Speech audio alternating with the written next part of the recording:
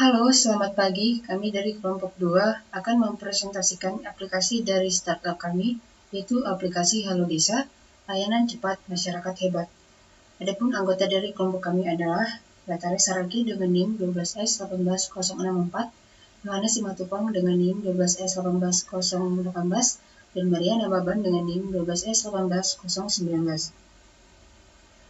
Adapun bahan yang akan kami presentasikan pada hari ini adalah yang pertama deskripsi, kemudian ada market study, ada benchmarking, business model canvas, key of MVP, dan summary. Yang pertama adalah deskripsi singkat dari proyek kami. Aplikasi Halo Desa merupakan suatu aplikasi berbasis web ataupun mobile yang didesain sedemikian rupa untuk menangani pelayanan keperluan masyarakat tingkat desa, seperti layanan untuk mengurus berkas-berkas tingkat desa, sebagai wadah untuk menampung aspirasi masyarakat, sebagai wadah komunikasi masyarakat dengan kepengurusan desa, dan media untuk menemukan berita-berita terbaru yang terjadi di tengah masyarakat.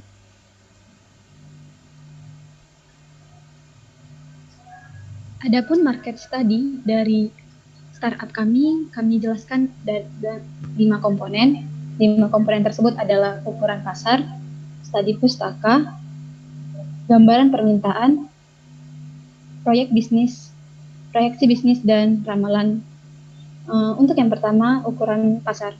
Ukuran target dari startup kami sendiri adalah masyarakat yang memiliki pemerintahan desa di daerahnya. Maka kami menargetkan aplikasi ini digunakan oleh masyarakat Indonesia. Yang kedua adalah mengenai studi pustaka. Dengan melakukan teknik questionnaire, kami menemukan 21 per 45 responden mengalami kendala saat berurusan dengan kantor desa ataupun kepala desa, seperti kesulitan dalam meminta surat rekomendasi dan sebagainya. Hal ini menjadikan motivasi kami untuk membangun sebuah aplikasi yang dapat membantu masyarakat. Yang ketiga adalah gambaran permintaan. Dengan menggunakan teknik questionnaire juga, kami mendapatkan bahwa 100% dari masyarakat memerlukan sebuah teknologi untuk sistem pemerintahan desa. Yang berikutnya adalah untuk proyeksi bisnis dari aplikasi ini sendiri adalah meminimumkan kesalahan peramalan atau forecast error yang biasanya akan diukur dengan pendekatan mean square error atau MSE atau mean absolute error atau MEI. Kemudian yang berikutnya adalah ramalan untuk waktu ke depan dari aplikasi ini adalah ramalan terhadap tenaga kerja yang akan dibutuhkan dalam pembangunan maupun pelaksanaan penggunaan aplikasi, jumlah bahan atau resource yang akan digunakan atau dibutuhkan, volume penjualan dari aplikasi yang akan kami bangun, serta pertumbuhan ekonomi dari aplikasi ini sendiri.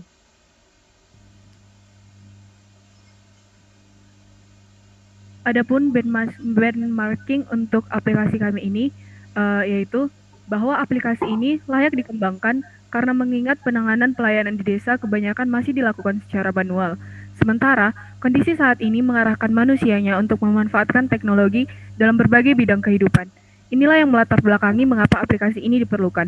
Pengembangan aplikasi ini secara bisnis dapat memberikan benefit kepada masyarakat, pemerintah, maupun perusahaan pengembang.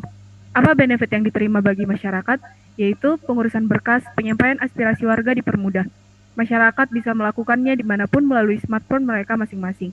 Apa benefitnya bagi pemerintah? Yaitu untuk mengurangi terjadinya penyimpangan data. Misalnya, berbedanya data di desa dengan data di pusat. Yang selanjutnya, menghindari resiko pencurian data atau kehilangan data akibat penyimpanan yang masih manual, serta mengurangi resiko manipulasi data. Yang ketiga, apa benefitnya bagi perusahaan pengembang? Yaitu semakin banyak pengguna yang mengunduh atau mengakses aplikasi ini, maka semakin besar benefit yang akan masuk ke perusahaan. Berikutnya kami akan menunjukkan model bisnis dari aplikasi ini sendiri yang akan kami tunjukkan dalam bentuk bisnis model canvas seperti berikut. Ada 9 komponen yang menunjukkan bisnis model dari aplikasi ini dan penjelasannya akan kami lanjutkan sebagai berikut setiap komponen. Untuk komponen yang pertama adalah customer segment. Customer segment sendiri merupakan sekelompok orang ataupun organisasi yang berbeda menjadi satu tujuan dan jangkauan dari aplikasi Halo Desa. Halo Desa sendiri merupakan aplikasi mobile yang memiliki layanan khusus bagi masyarakat Indonesia, terutama bagi masyarakat yang memiliki sistem pemerintahan desa. Nah, jenis customer segment yang kami gunakan adalah segmented market, di mana setiap customer memiliki jenjang layanan seperti mengurus berkas dan dokumen, yang kedua jenjang menyampaikan aspirasi, yang ketiga menyampaikan laporan dan keluhan. Yang selanjutnya adalah value proposition. Value proposition merupakan salah satu bagian dari bisnis model Canvas yang berbicara tentang nilai apa yang akan diberikan kepada customer, dari masalah-masalah yang dialami customer, masalah mana yang akan dibantu untuk diselesaikan, kebutuhan customer mana yang akan dipenuhi, dan gabungan produk dan jasa apa yang akan ditawarkan kepada masyarakat. Setelah melakukan survei dengan menyebarkan kuesioner Google Form, kami mendapatkan sejumlah data mengenai masalah-masalah yang sering dihadapi atau dialami masyarakat di pedesaan. Dari data mengenai keluhan masyarakat tersebut, kami menyimpulkan untuk menyelesaikan masalah dan menjawab kebutuhan masyarakat yang paling umum dan paling sering dialami, yaitu kesulitan meminta surat rekomendasi atau surat keterangan dan sejenis, terlalu banyak prosedur pelaksanaan sehingga membutuhkan waktu pengerjaan yang lama, yang selanjutnya harus antri berjam-jam dan pelayanan yang memakan waktu lama karena data harus diinput dan diproses secara manual, dan yang terakhir sumber daya manusia perangkat desa yang masih kurang memadai. Nilai yang kami berikan kepada customer melalui pengembangan aplikasi Halo Desa ini adalah yang pertama, accessibility atau kemampuan dalam mengakses. Sejauh ini, aplikasi Halo Desa merupakan suatu produk yang belum ada dikembangkan sebelumnya, sehingga tergolong aplikasi dengan inovasi baru. Halo Desa memberikan pelayanan untuk pengurusan berkas, penampungan aspirasi berbasis teknologi, dan juga untuk memberikan berita-berita terbaru kepada masyarakat. Nilai yang kedua adalah usability atau kenyamanan atau kemudahan dalam penggunaannya, di mana layanan Halo Desa ini akan didesain sedemikian rupa sehingga nyaman dan mudah digunakan baik pengguna awam maupun expert. Aplikasi ini akan dilengkapi dengan berbagai panduan penggunaan, keterangan setiap fitur dengan jelas, dan tata letak icon-icon dalam aplikasi yang mudah dijangkau dan sebagainya. Dan yang terakhir adalah customization atau penyesuaian atau kustomisasi. Kustomisasi ditawarkan untuk memenuhi kebutuhan customer yang spesifik dan berbeda-beda. Kustomisasi menawarkan pengaturan-pengaturan yang dapat disesuaikan dengan kebutuhan masing-masing customer. Yang ketiga adalah channel. Channel sendiri merupakan bagaimana cara perusahaan kami berkomunikasi dengan masyarakat. Bagaimana aplikasi kami ini dapat dikenal oleh masyarakat. Terdapat dua jenis channel yang kami gunakan. Yang pertama adalah dengan web channel, dan yang ketiga adalah channel lainnya. Untuk web channel sendiri kami menggunakan platform App Store dan social e-commerce. Nah, untuk platform App Store sendiri kami menggunakan Google Play Store dan App Store. Kenapa hal ini kami lakukan? Karena kelak aplikasi ini akan dipasarkan kepada masyarakat dan hal ini akan memudahkan masyarakat untuk menemukan aplikasi kami. Yang kedua adalah dengan social e-commerce. Social e-commerce yang kami maksud adalah seperti memasukkan aplikasi kami ke dalam iklan sosial media seperti penggunaan YouTube AdSense, Facebook, dan Instagram.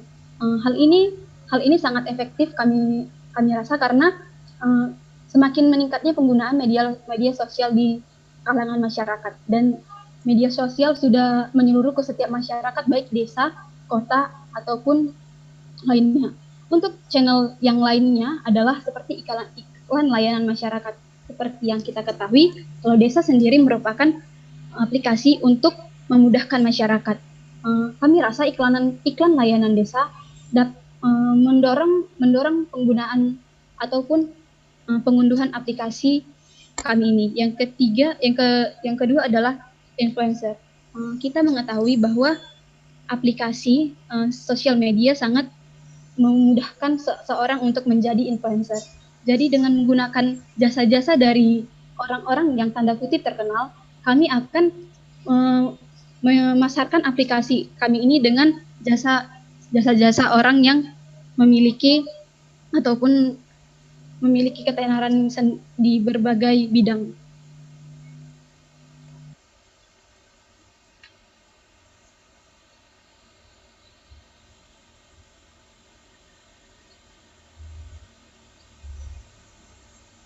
Untuk customer relationship sendiri merupakan sebuah model bisnis yang menggambarkan atau mencerminkan berbagai jenis cara membangun hubungan antara customer dan perusahaan.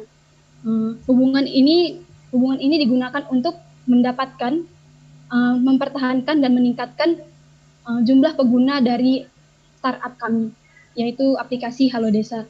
Dengan menjawab beberapa pertanyaan, kami dapat mendeskripsikan apa itu customer relationship. Yang pertama, dengan menjawab pertanyaan jenis hubungan apa yang diharapkan oleh masing-masing customer segment untuk kita bangun. Yang pertama, dengan menjawab hubungan yang ingin kami bangun adalah self service. Dengan self service yang baik, maka masyarakat akan mengetahui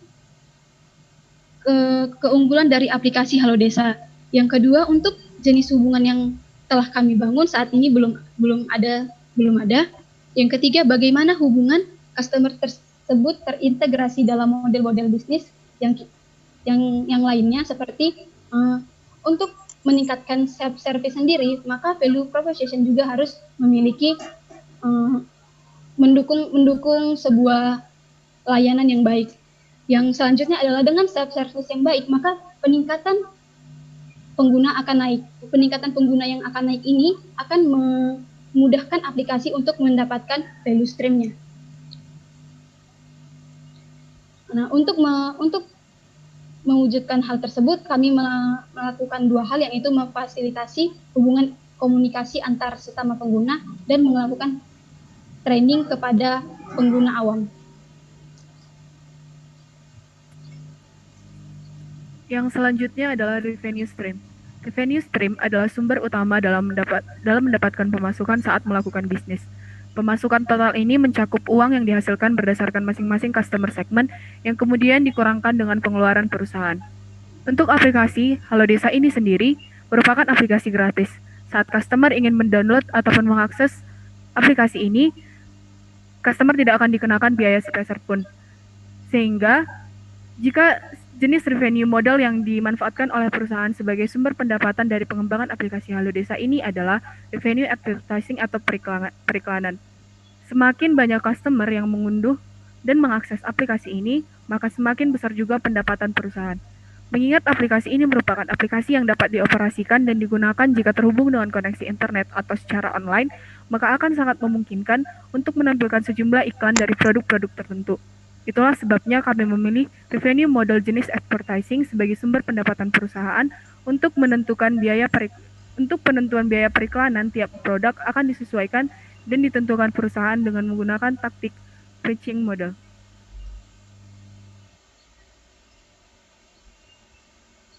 Yang berikutnya adalah key resource. Key resource ini digunakan sebagai bahan yang akan membantu pembangunan ataupun pengembangan dari aplikasi Halo Desa ini. Resource yang dibutuhkan untuk pengembangan aplikasi ini adalah sebagai berikut. Yang pertama, sumber daya manusia atau human resource. Human resource atau sumber daya manusia merupakan salah satu hal yang sangat diperlukan dalam pengembangan aplikasi. Dalam pengembangan aplikasi ini, sumber daya manusia akan dibutuhkan sebagai tim developer, seperti programmer, network engineer, atau pengembang aplikasi secara teknikal. Kemudian setelah aplikasi selesai dibangun, sumber daya manusia juga dibutuhkan sebagai control automated system yang akan mengelola data dan informasi para pengguna aplikasi. Kemudian yang berikutnya adalah resource dalam bentuk perangkat fisik. Perangkat fisik yang dimasukkan adalah perangkat keras yang dibutuhkan untuk mendukung aplikasi ini dapat digunakan secara efektif dan efisien, mulai dari proses pembangunan hingga penggunaan sistem oleh pengguna. Beberapa perangkat yang mungkin diperlukan adalah komputer atau laptop yang akan digunakan sebagai aplikasi sebagai sistem yang mengelola, kemudian hardware pendukung serta software pendukung yang digunakan dalam pengembangan atau pembangunan aplikasi. Kemudian resource yang berikutnya adalah finansial atau dana. Pengembangan aplikasi ini juga tidak akan lepas dari pentingnya dana pembangunan mulai dari awal hingga digunakan oleh pengguna secara umum. Dana adalah bagian yang sangat penting untuk mewujudkan terlaksananya tujuan dengan baik. Dana yang dibutuhkan dalam pengembangan aplikasi ini berasal dari beberapa sumber, salah satunya adalah dana dari investor yang mendukung proses pengembangan aplikasi ini. Kemudian yang berikutnya adalah key activities. Key activities sendiri adalah bentuk kegiatan-kegiatan yang harus dimiliki oleh startup, yaitu startup kami, untuk mewujudkan atau menghasilkan value propositions yang telah disampaikan di awal dan dengan memanfaatkan resource yang dimiliki. Beberapa aktivitas yang wajib atau harus dilakukan oleh aplikasi Halo Desa ini antara lain yaitu yang pertama, layanan pengurusan berkas sejenis. Dengan tersedianya layanan kepengurusan berkas secara online akan membantu pengguna atau masyarakat untuk lebih cepat dan lebih efisien dalam mengurus berkas-berkas yang diperlukan. Kemudian yang kedua adalah aktivitasnya adalah riset dan pengembangan. Pada proses riset dan pengembangan ditunjukkan untuk terus mengembangkan aplikasi Halo Desa menjadi lebih baik dan lebih berguna bagi para penggunanya. Riset dibutuhkan untuk mengetahui kebutuhan dan perubahan baik apa yang harus diterapkan pada sistem untuk mengembangkan aplikasi yang lebih banyak dan layak membantu memenuhi keinginan dan kebutuhan pengguna. Kemudian aktivitas yang berikutnya adalah manajemen data. Yang dimaksud di sini adalah bagaimana data dan informasi pengguna yang akan dikelola menggunakan sistem aplikasi Halo Desa dan dilakukan dengan baik dan teratur. Manajemen data yang baik dan terstruktur akan memberikan kenyamanan dan jaminan bagi pengguna bahwa data yang disimpan pada sistem terkelola dengan baik. Kemudian aktivitas yang harus dimiliki yaitu adalah koneksi antar masyarakat atau bagaimana menghubungkan antar masyarakat dengan pengurus desa.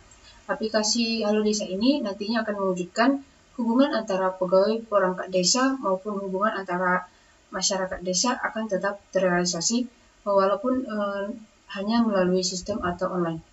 Pelayanan desa yang dapat dilakukan secara online, serta adanya fitur chat sebagai sarana diskusi antar masyarakat atau dengan perangkat desa. Yang berikutnya adalah key partners. Dalam mengembangkan startup kami, dibutuhkan key partners untuk ikut bergabung bekerja sama dan mendukung terwujudnya aplikasi ini dan memberikan nilai dan manfaat bagi para penggunanya. Adapun partner yang akan bekerja sama dengan startup kami yang pertama yaitu adalah software vendors. Perusahaan penyedia software akan menjadi mitra yang terlibat dalam pengembangan aplikasi ini karena pembangunan aplikasi Halo Desa ini akan membutuhkan software-software pendukung untuk terciptanya hasil yang baik dan berkualitas. Kemudian partner yang kedua adalah dari pemerintah, di mana pemerintah akan diperlukan dalam pengembangan untuk mengingat bahwa aplikasi ini akan berhubungan dengan data dan informasi masyarakat yang harus sinkron dengan data yang dimiliki oleh negara dan harus sesuai. Pemerintah akan turut terlibat dalam pengembangan ini untuk mengawasi, mendukung, atau mewujudkan aplikasi yang memajukan sistem pelayanan desa yang lebih berkualitas. Kemudian partner yang berikutnya adalah investor. Investor diperlukan sebagai salah satu sumber dana pembangunan aplikasi ini. Investor yang akan turut terlibat mewujudkan aplikasi ini adalah perusahaan-perusahaan yang mengiklankan produk mereka pada aplikasi Halo Desa.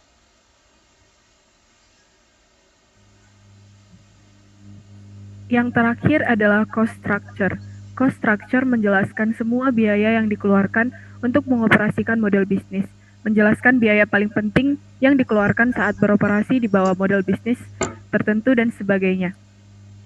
Cost structure untuk bisnis model kanvas aplikasi Halo Desa adalah dengan menggunakan pendekatan cost driven. Model bisnis berbasis biaya fokus pada meminimalkan biaya sedapat mungkin. Pendekatan ini bertujuan untuk membuat dan mempertahankan biaya seramping mungkin. Struktur biaya menggunakan proposisi nilai harga rendah, otomatisasi maksimum, dan outsourcing ekstensif.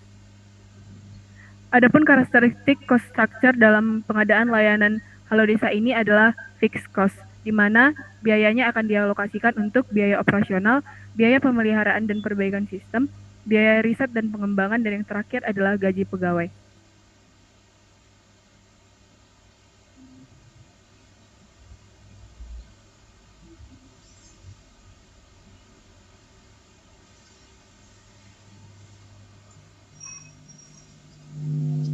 Selanjutnya adalah Key Feature of NTV. Aplikasi Halo Desa sendiri memiliki dua fitur utama ataupun fitur dasar yang harus dan wajib ada agar aplikasi tersebut memiliki ataupun dapat memenuhi tujuan dari aplikasi ini dibangun. Yang pertama adalah pelayanan berkas dan yang kedua adalah lapor. Nah, aplikasi pelayanan berkas ini merupakan fitur yang digunakan untuk memudahkan proses penanganan berkas-berkas yang dibutuhkan oleh masyarakat dalam tingkat desa.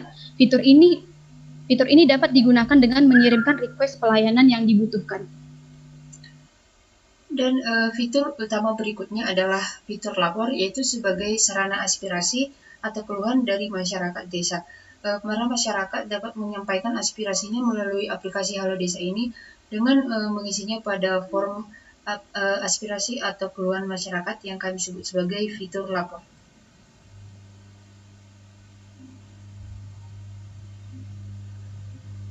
Maka kesimpulan yang dapat kami tarik dari pengembangan proyek aplikasi Halo Desa ini adalah aplikasi Halo Desa bertujuan untuk memudahkan sistem pemerintahan desa.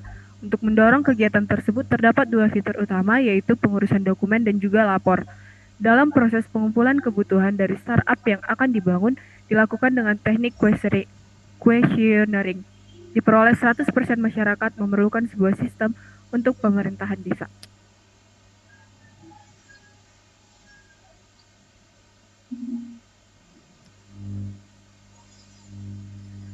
Tiga aspek pendukung yang dapat kami simpulkan dan akan kami terapkan dalam pengembangan proyek kami ini, yaitu accessibility, yaitu merupakan produk yang belum ada dikembangkan sebelumnya sehingga tergolong aplikasi dengan inovasi baru. Faktor kedua adalah usability, yaitu dengan desain aplikasi yang mudah dan nyaman digunakan untuk pengguna awam maupun expert. Yang ketiga adalah customization, yaitu di mana aplikasi ini akan menawarkan pengaturan-pengaturan yang dapat disesuaikan dengan kebutuhan masing-masing customer.